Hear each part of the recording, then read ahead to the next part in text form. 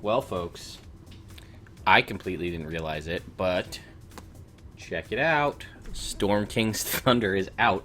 Did not even realize today was the Wizards Play Network early release date, but it's here. I have it. I've done a quick flip through of it, but most of the flip through we're gonna go through this live, so that you're gonna kind of get the same reaction that I do. So this is a what's new in Storm King's Thunder.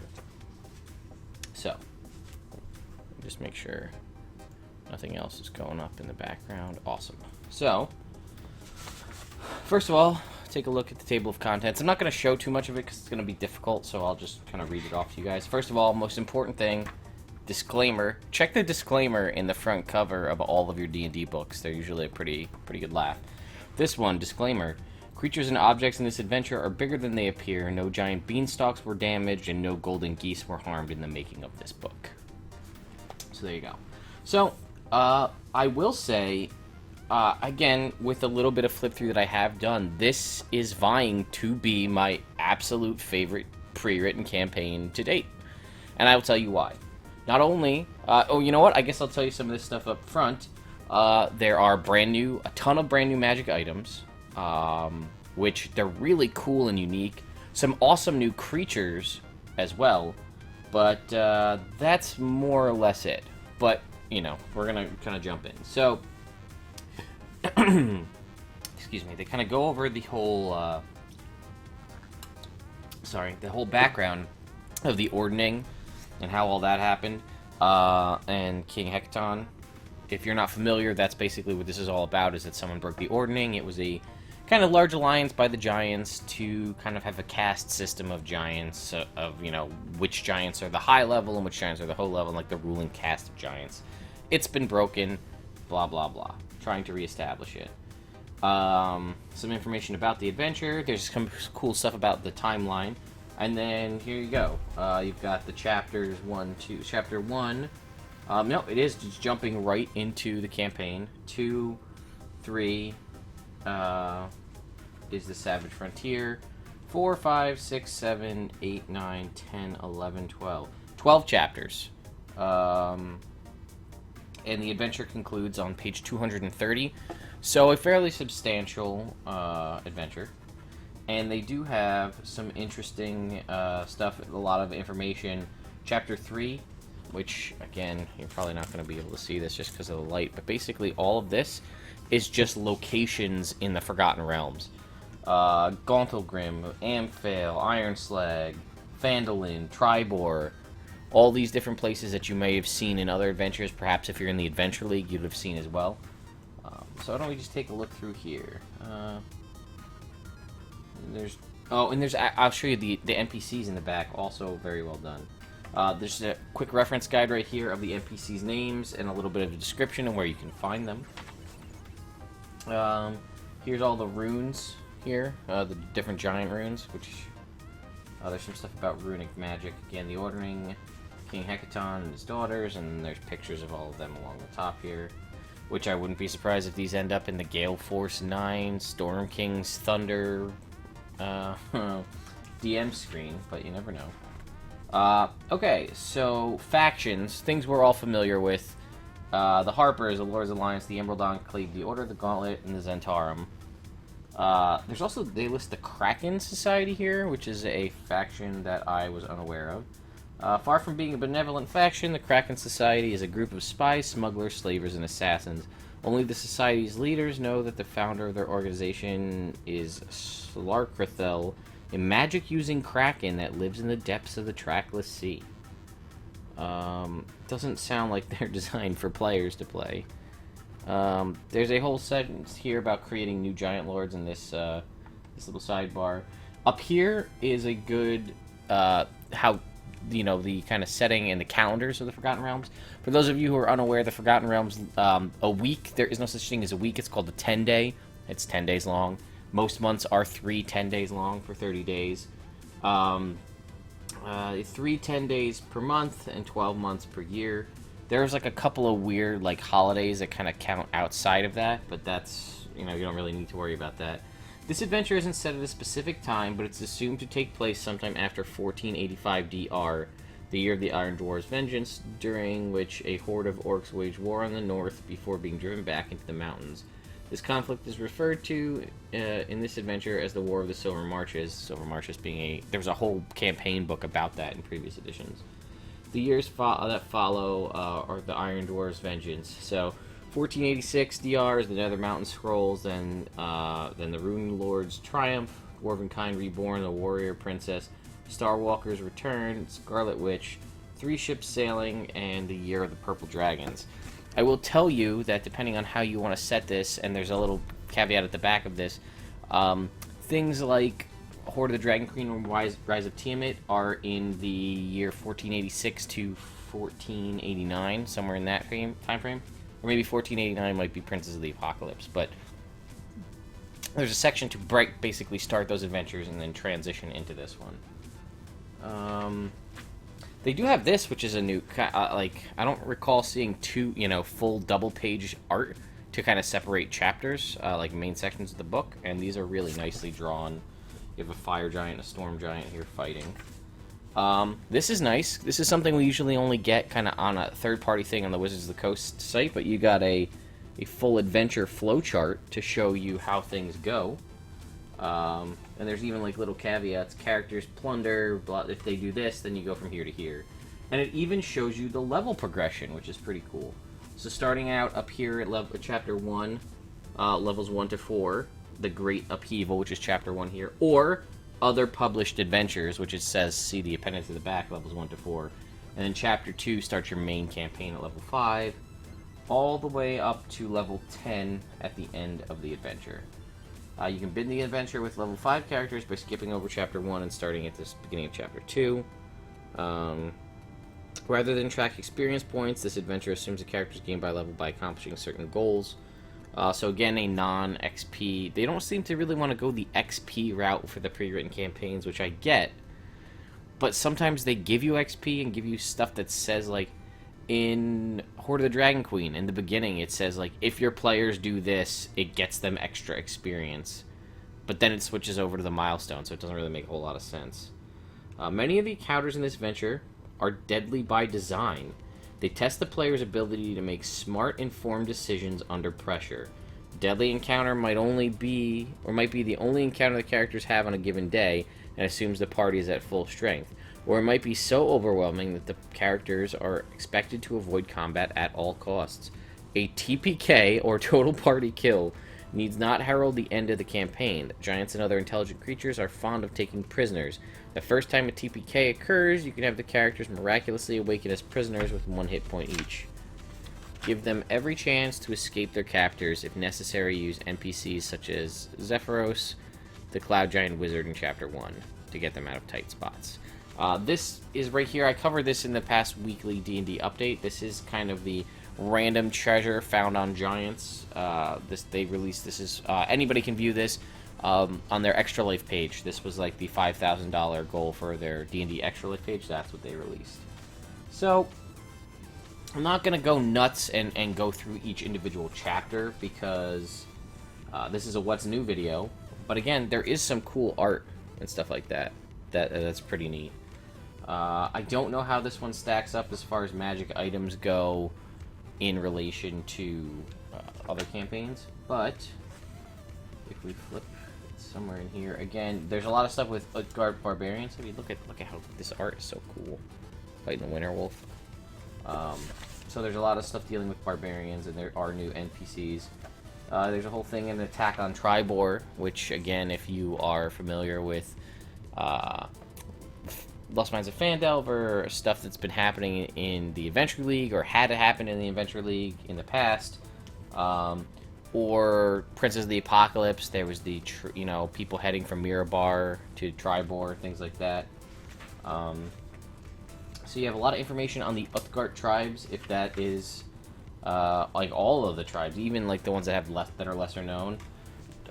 Bear, elk, tiger, wolf, black lion, black raven, blue bear, elk, great wolf, great worm, griffin, red tiger, sky pony, thunder beast, and tree ghost.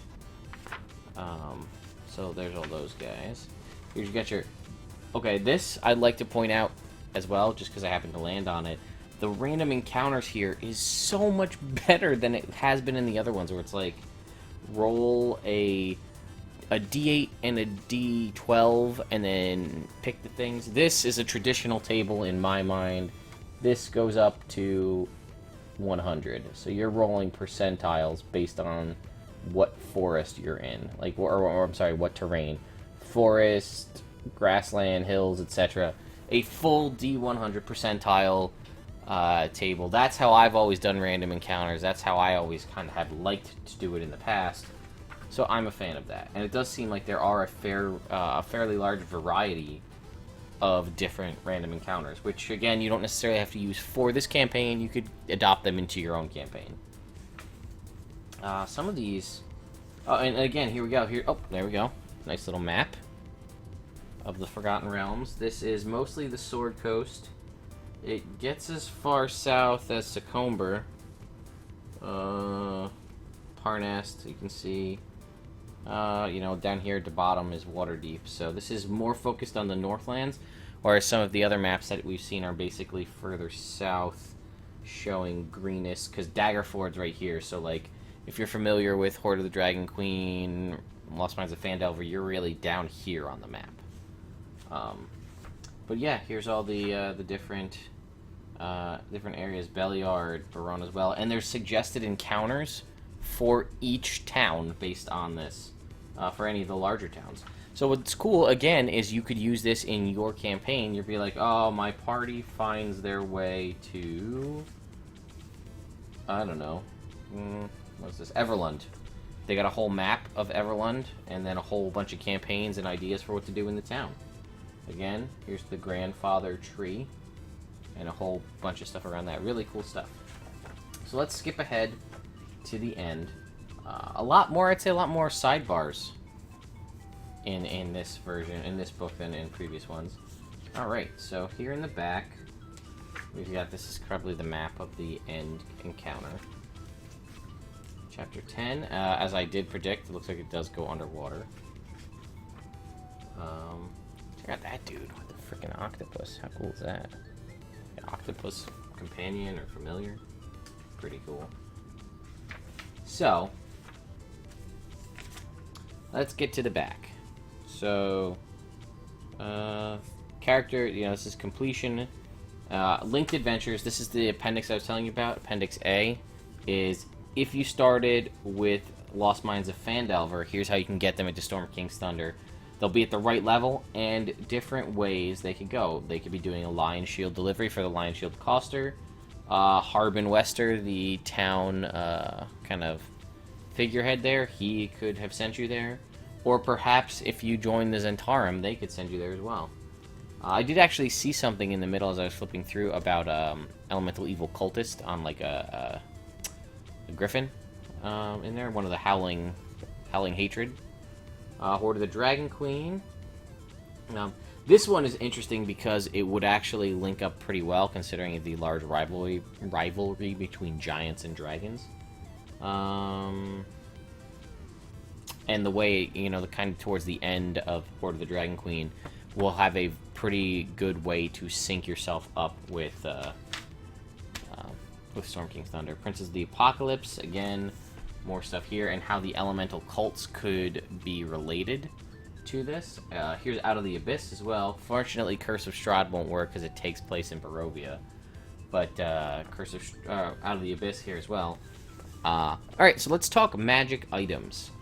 So what new magic items? There are a bunch. There are a couple of pages, and they're all really cool, unique items. They are these runes, runic magic, where they have a bunch of different options and things like that. So, let's go through them. First off, Banner of the Krigg rune. This is, I would say... Let's just see if I can make a blanket statement here. Get this out of the way up front 1 second, guys. So, everything except 2 of these magic items, which I will denote when I get to them, require attunement. Rarity doesn't really matter in this sense because you're going to get the items as part of the storyline. So, I'll just tell you which ones are legendary, so you know. So, Banner of the Krigg rune. I really like the concept. I added something similar like this to one of my games. I think this is a really cool for a warrior type class or paladin or fighter. Crafted from a thick red fabric, this banner measures 5 feet 5 feet high and 3 feet wide. It's got a rune on it. It's attached to a pole, and basically it's a standard that you and you know, it gives you abilities. Mark of Courage. As a bonus action, you can touch the unfurled banner and cause it to emanate courage. You and your allies are immune to the frightened condition while you're within 20 feet of it. It lasts for 10 minutes, or until it's put away, and then it's a short or long rest to use it again. The Sentinel Standard. You can see invisible creatures within 20 feet. The Standard Shield. As a bonus action, you can touch the unfurled banner and invoke this power. Any ranged attack roll that targets you or an ally has disadvantage if the target is within 20 feet of this unfurled banner. It lasts for a minute, short or long rest. Also, with runic magic, they also have this cool ability where they can be kind of... I guess the magic can be moved or transitioned or transferred from whatever the item is to something else. So this has Gift of Battle. You can transfer the banner's magic to a place by tracing the rune on the ground, and they basically all will have this, so I'll read this first one, and then we'll just get to the benefits. Tracing the rune on the ground with your finger. The point where you trace it becomes the center of a spherical area of magic that has a 500-foot radius and is fixed to that place. The transfer takes 8 hours of work and requires the banner to be within 5 feet of you, during which you choose creatures, creature types, or both that will benefit from the magic. At the end, the banner is destroyed and the area gains the following property. While within 500-foot radius sphere, so 1,000 feet in all directions, or 1,000 feet total, basically in all directions, the creatures you choose during the transfer process are immune to the frightened condition and gain a +1 bonus to attack rolls and AC. If you had, let's say, a flying castle or an airship, you could put it on that, and then it can transfer and move. Or if you have a town that you live in, or you built a guild hall or something, that's fantastic. The Bloodstone, which is basically it's a bloodstone. It's a stone that holds the blood of a creature. You can use your action to divine the location of the creature nearest to you that is related to the blood in the item and that isn't undead.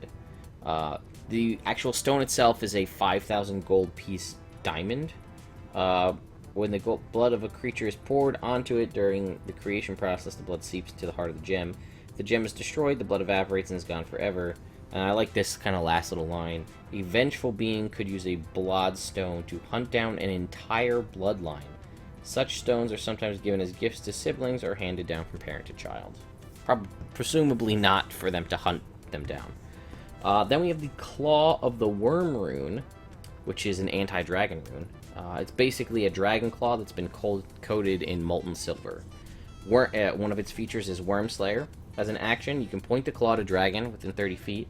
Dragon must make a DC 15 con save, or gain vulnerability to all types of damage until the end of your next turn. This property can be used 3 times. You know why you have that? To shut down dragon legendary resistance. That's why I'm going to say that's why it probably works 3 times. The DC 15 con save is not difficult for a dragon, but if you can get them to blow their legendary resistance with just 1 item and then everybody else is free to go, there you have it. While the claw is displayed on your person, you have resistance to damage caused by a dragon's breath weapon. Any dragon's breath weapon. And then Worm Ward. This is a similar thing where you can kind of inscribe the rune to an area, to mark an area. This one, it's only a 100-foot radius sphere. Same thing, takes 10 hours, all that. At the end, the claw is destroyed, just like the other thing was. While within a 100-foot radius sphere, any dragon has disadvantage on saving throws and can have a fly speed no higher than 10 feet. Pretty powerful stuff. It's not all rune magic, because the next up is the Conch of Teleportation. It's a conch shell that when you blow, casts teleport. The destination is fixed, though, so whoever creates the Conch of Teleportation has the location fixed. I assume that's relevant to the story. You blow that, and then you activate teleportation. It only takes you directly there. It has 0 chance of failing, and it can only be used once a day. Next up is the Gavel of the Ven rune. This is basically a gavel that giants would use, you know, to, as a gavel, it would be about a warhammer or so for a human. Has friend inscribed on it. It has Arbiter Shield. At the start of every combat, attack rolls against you have disadvantage before the start of your first turn, provided the gavel's on your person. Bond of Amity. As an action, you can use the gavel to strike a point on a hard surface. The first time in the next minute, the creature within 60 feet at that point deals damage to another creature with an attack that hits. The attacker takes psychic damage equal to half the damage dealt. It can only be used once per long rest. And then you can transfer the gavel's magic by tracing a rune on the ground with your finger. And anyone in the area, the 30-foot radius sphere, when that creature takes, whenever a creature utters a lie within a 30-foot radius sphere of this rune where it's traced, the creature takes 5 psychic damage and flinches visibly. Next up is Gert's Great Axe. This is a legendary item. It has a whole big story about a frost giant lord who killed one of these Uthgar barbarians. It's a great axe, basically. You gain a +1 bonus to attack and damage rolls with this magic weapon. Oh, okay, and also, just so you know, any Uthgar barbarians automatically recognize it and will automatically attack any giant that wields it. It is sized for a giant, weighing 325 pounds, and deals 3d12 slashing damage on a hit, plus an extra 2d12 damage if the target is human. The axe sheds light as a torch when everything's below 0 degrees Fahrenheit, and that can't be turned off. And as an action, you can cast a version of the heat metal spell, save DC 13, that does cold damage instead of fire once per long rest, or basically till the next dawn, essentially. I'm sorry. A lot of these I've been saying once per long rest, but it's actually until the next day at dawn. Gert's Great Axe sounds awesome, but it weighs 325 pounds. I don't know if you can just swing that, even with a 20 strength. Unless this has something to do with what's coming in Volo's Guide to Monsters, possibly giant races, or, you know, for your characters and things like that. Ingot of the Skull rune. This is just a simple iron ingot. +1 AC is the runic shield. Shield Bond is bonus action. Cause a creature you can see within 30 feet other than yourself. Until the end of your next turn, any damage that target takes is reduced by 1, but you take half... Is reduced by 1, but you take half the damage prevented this way?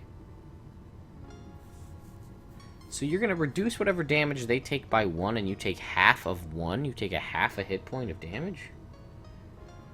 Until the end of your next turn, any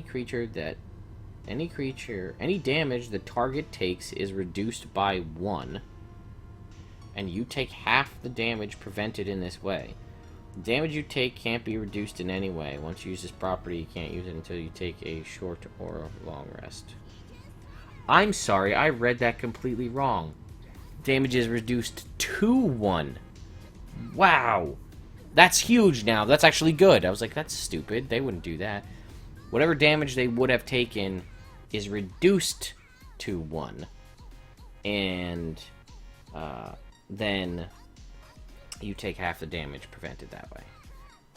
Shield Ward, you can transfer the ingot's magic to a non-magical item. See, this is the different ones. Now we could transfer it to a location before. This one lets you actually transfer it, and the other ones let you transfer it to an item to make it a permanent magic item. You can transfer this to a shield or a two-handed melee weapon.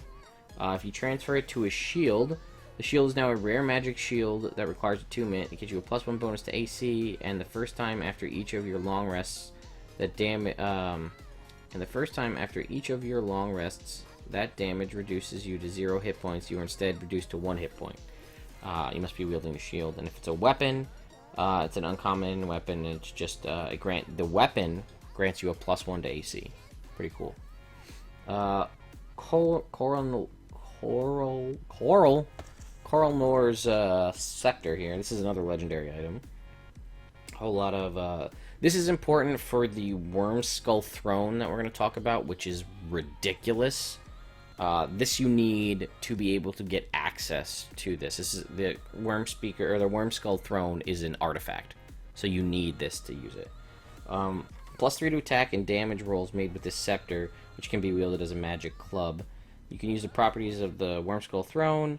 The scepter has 10 charges, but gains 1d6 on each day at dawn as the following properties. If you're underground or underwater, you can use one action to expend a charge to determine the distance to the surface. Spend an action to spend 2 charges to cast Sending, or you can spend 3 charges to cast Teleport.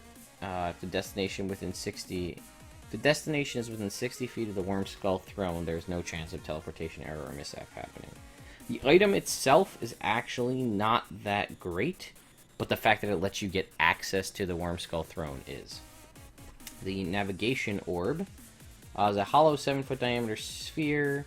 It looks like it's used to steer a castle, basically. This is probably like a cloud giant, basically navigational device. As an action, you can cause one of the following effects to occur while touching the orb. The castle moves at a speed of 1 mile per hour in a straight line. The castle, if it's moving, comes to a gradual stop. The castle makes a slow 90-degree clockwise turn. Creature touching the orb knows the altitude of the base of the castle, above the ground, or water below it. So, it's kind of useless outside of that. If the orb is destroyed or removed from the castle's altitude and location remain fixed until the orb is returned to place. Opal of the Ild Rune. Ignite. As an action, you can ignite an object within 10 feet. The object must be flammable, and the fire starts in a circle no larger than 1 foot in diameter. Fire's Friend, you have resistance to cold damage. Fire's Tamer, as an action, you can extinguish any open flame within 10 feet of you. You choose how much fire to extinguish, and then it has the gift of Flame, which you can transfer the rune's magic to a weapon or armor. If you transfer it to a weapon, it now deals an extra 1d6 fire damage to any target it hits. And if you transfer it to the armor, you have resistance to cold damage while wielding the armor. The armor requires attunement, the weapon does not. Orb of the Stein Rune. Indomitable Stand. As an action, you can channel the orb's magic to hold your ground. For the next minute or until you move any distance, you have advantage on all checks and saving throws to resist effects that force you to move. In addition, any enemy that moves to a space within 10 feet of you must make a DC 12 strength check, or not be able to move any further this turn. You can't be petrified. You can cast Meld into Stone as a bonus action, once per short or long rest. And the Gift of Stone, it can be added to shield or boots. If you add it to the shield, it is attunement. While you wield it, you have resistance to damage. You have resistance to all damage dealt by ranged weapon attacks. Pretty cool. If you add it to the boots, they do require attunement as well.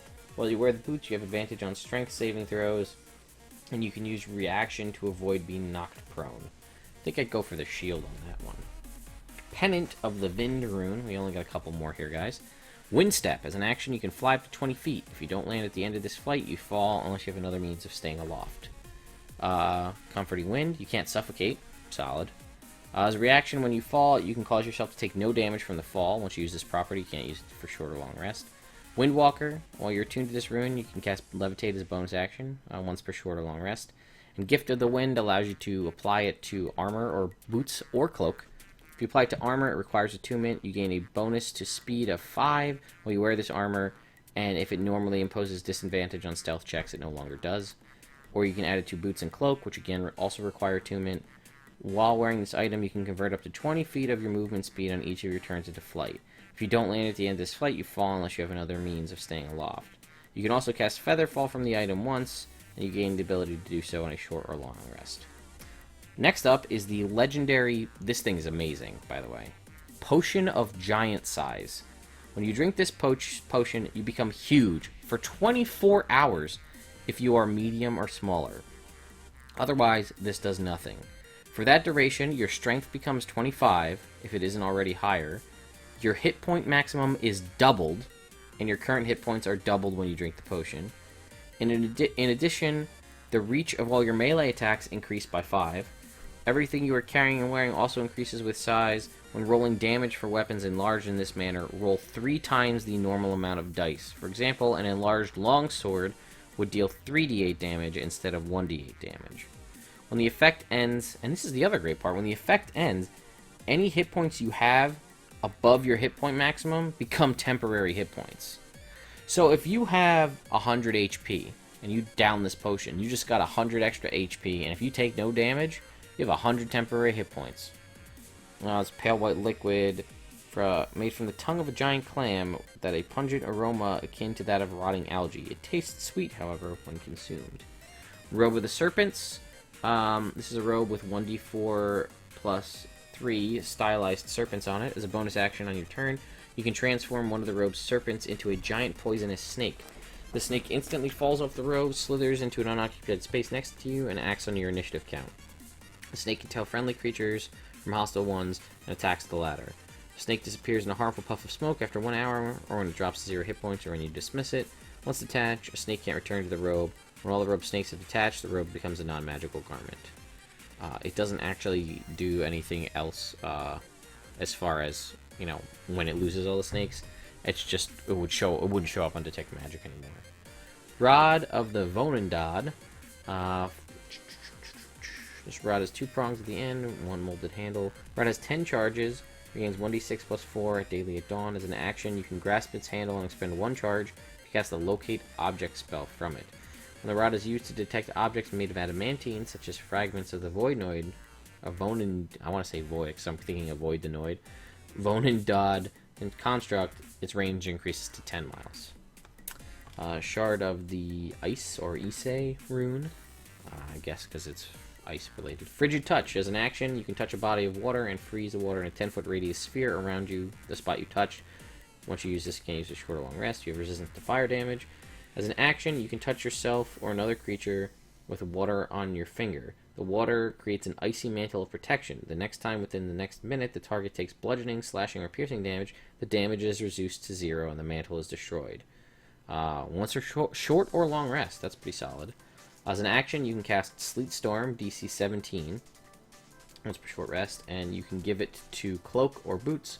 If you give it to Cloak, it is attunement, and while wearing it, you have resistance to fire damage, and you have advantage on dexterity stealth checks while in snowy terrain. Or Boots, they also require attunement. You ignore difficult terrain while walking, and you can walk on water. Just as a point of fact, the Potion of Giant Size was one of the 2 non-attunement items. Next up is the Worm Skull Throne, which looks badass. Check that out. It's made of obsidian, and its legs are 4 ancient blue dragon skulls, which turn out they do try to whisper to you and convince you to do things that are detrimental to you. So you can't do anything without that rod we talked about. The throne has 9 charges. Any creature not attuned to the ruling scepter who sits on the throne is paralyzed and encased in a magical force field. While encased, creatures can't be touched or moved from the throne. Touching a ruling scepter to the force field dispels the field, though the creature remains paralyzed until it's separated from the throne. And it whispers in Draconic.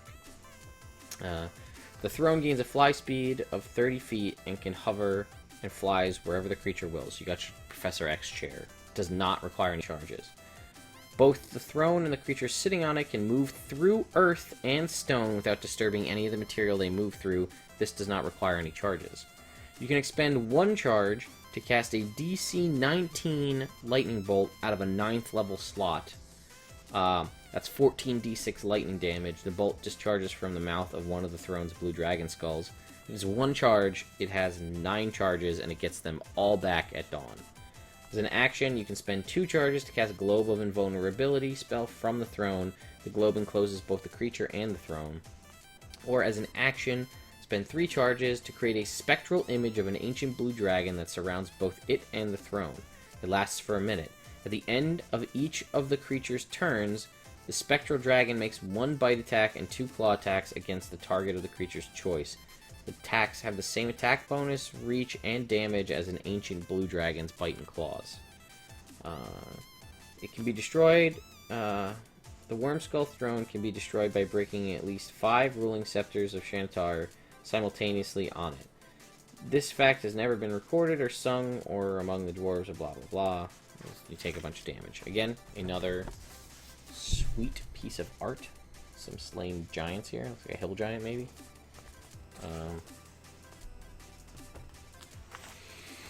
New creatures. Super excited about this. People are gonna freak out over these. Ooh. What's that? I don't know. Are we getting? See? Now look at that. I hate Wizards of the Coast's new binding. Brand new book. Binding's coming out. Look at this right here. Coming up from the binding, from the spine. Look at that. Great. Brand new book. Yeah, it's totally separating. Look at that. Wonderful. Just got this book. I've had issues with this before. I'm sure everybody's familiar with Player's Handbook issues. But anyway, there is the Crag Cat. You can see that. It's basically like a literal mountain lion. CR1. Fairly similar in stats to a lion, I would say. A little bit less damage, doesn't do 2d6, but it can't be targeted or detected by any divination magic, and it has advantage on saving throws against any spells that target only the cat. If the cat's saving throw succeeds and the spell is 7th level or lower, the spell has no effect, and the cat instead no effect on the cat, and instead targets the caster. And it's a beast, so technically it could qualify for well, it's a CR1 beast, so anything that is polymorph, obviously being one, a low-level polymorph, but, you know, anything that you are related to, that would work. Next up is the Hulking Crab. This is a there's no picture, but it's a monstrous CR5 crab. It's huge size, multi-attack, 2 claw attacks. Each one has 10-foot reach, and they do 3d10 plus 4 damage. And you're grappled, no save. You can escape, but if the crab has 2 claws, so you can only grapple 2 creatures, and it has blind sight, so pretty solid. There is a whole thing in here about there's stuff about dragons, and it talks about how in the monster manual there are dragons that could have innate spellcasting, and what's really cool is it actually gives you information about that those dragons, these are chromatic too, we're talking about, with shape change ability to turn into humans, as well as their innate spellcasting, what spells they have. Limited number, counterspell, detect magic, ice storm, stone shape, and teleport, but really cool stuff. And then there's Megara, the Dawn Titan, which sounds like a kaiju. CR23, I'm guessing this is probably one of the end battles here, so I'm not going to go too much into this. But it is just a gargantuan elemental. I mean, its hit, I'll give you its like melee attack. It makes 3 slam attacks with a plus 12 to hit, 15-foot reach, and each slam does 3d6 plus 5 bludgeoning damage plus 10d6 fire. And, you know, it's got legendary actions.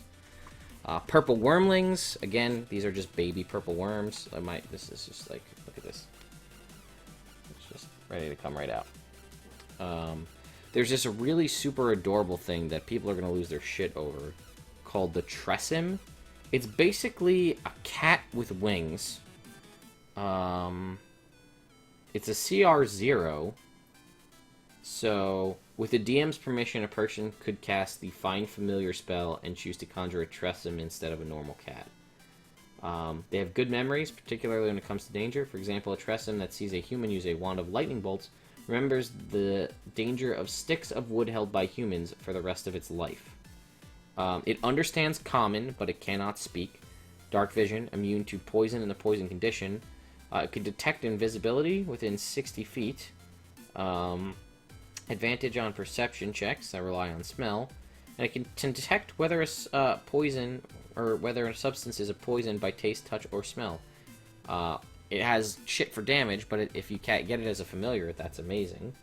Uthgard Shaman. So this is like a tribal shaman. I remember we talked about all their different tribes, Thunder Beast, Red Tiger, etc. There are various animals, or various spells associated with the tribe. So if it's a Black Lion shaman, it's got Animate Dead, Chill Touch, Feign Dead, and Revivify. And then Yak Folk. Check it out. Yak Folk. So these are similar to Minotaur people. There's a Yak Folk warrior and a Yak Folk priest. A lot of information about Yak Folk. They basically are Game of Thrones wargs, where they can choose to possess other creatures, which is like their big thing. Attempt to magically possess a humanoid or giant. You must touch the target throughout a short rest, or they must have touched the target throughout a short rest, or it fails. At the end of the rest, the target must succeed on a DC 12 Constitution saving throw or be possessed by the Yak Folk, which disappears with everything it is carrying and wearing. Until the possession ends, the target is incapacitated and loses control of its body. Yak Folk now controls the body and can't be targeted by any spell. It retains its alignment, its scores. Possession lasts until the body... It's just like a ghost. Lasts until the body drops to 0 hit points. Or the Yak Folk is forced out of the body by an effect such as the Dispel Evil and Good spell. When the possession ends, the Yak Folk reappears in an... Yeah, because you can't turn it because it's not undead. And then there are stuff about adding new options to various giants. So you could take a Frost Giant and give it a weighted net. If it's a Stone Giant, it can get... Some of these can get Fling, where they can just pick up an enemy, or like a PC, a small or medium creature, and just throw them. Storm Giants have Thunderous Stomp. Stomp the ground, triggering a Thunderclap. All creatures other than the giant within 15 feet must make a DC 17 Constitution saving throw, take 60-10 thunder damage, and be deafened until the start of the next turn.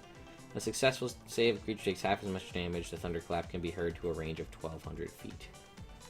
And lastly, in the back here are the NPCs. And I just wanted to show you, because they designed it... basically to... It looks like it's to be cut out, if you take a look. So you see it's like got perforated... It's not perforated, but it's got like perforated markings. And it's got, if you can see there, if that'll go into frame, if I'm lucky, maybe. Nope. It'll go into frame if it sees a face. But anyway, there's a little picture of the character. There's the character's stats. And then there's role-playing information per each thing. So, for instance, Augrek Brighthelm was the first one here. Sheriff Deputy Augrek guards the southwestern gate of Bryn Shander and welcomes visitors to town. She has a good heart. Ideal. You'll get farther in life with a kind word than an axe. Bond. Bryn Shander is my home. It's my job to protect her. Flaw. I'm head over heels in love with Sheriff Southwell. One day I hope to marry him. So they have that kind of information for all of the NPCs in here, which is cool to see the art so you have an idea so you can show your players what they look like. Again, this is something you can, where it's kind of looks like it's designed to be cut out. Actually, what does it say? Oh no. Permission is granted to photocopy this page for game use. And then in the back here we have instructions for the DM. If you want your players to run the Storm Giant NPCs in Chapter 12, make 4 copies of Storm Giant stat block on this page and distribute these stat blocks amongst your players. So there are 4 pieces. I guess that's a thing that can happen. There's a Storm Giant stat block and then role-playing info for each of those 4 giants. Each player receives a stat block, should also receive a copy of one of the 4 smaller cards, which is the role-playing information for the giants. Again, this is Storm King's Thunder. This will run you $50, but I think it's cool just to see the awesome new creatures that are in here. However, if those creatures are duplicated in Volo's Guide to Monsters, which comes out in about a month or 2, well, then I'd say wait for that, unless you need a new campaign. This does sound very good. I like that it has a lot of ways to tie into the previous campaigns, and the magic items are bananas. Also, Yak Folk, which is cool, and a lot of good information about the realms. So yeah, guys, that's what's new in Storm King's Thunder. I realize this video went a little bit long, but they tend to do that. So let me know what you guys think. Have you picked it up? Are you going to pick it up? Just as a reminder, the official release date for this is September 6th. That's where it is everywhere. You can get it 11 to 12 days early at any Wizards Play Network store. So that's typically your local game store. So do yourself a favor and go out and get it from your local game store. Support your local shop rather than waiting for Barnes & Noble or Amazon or something like that. Anyway, guys, I hope you have a great week, and I hope to see you this weekend at 10 a.m. Eastern Time on Encounter Roleplay's channel, twitch.tv/Encounter Roleplay, and then the Sunday right after that, immediately after, at 10 a.m. again at Evil Squeegee's Twitch channel, so twitch.tv/Evil Squeegee. There will be links to those channels down in the description if you want to check that out. Anyway, guys, hope you have a great week, and I'll see you next time.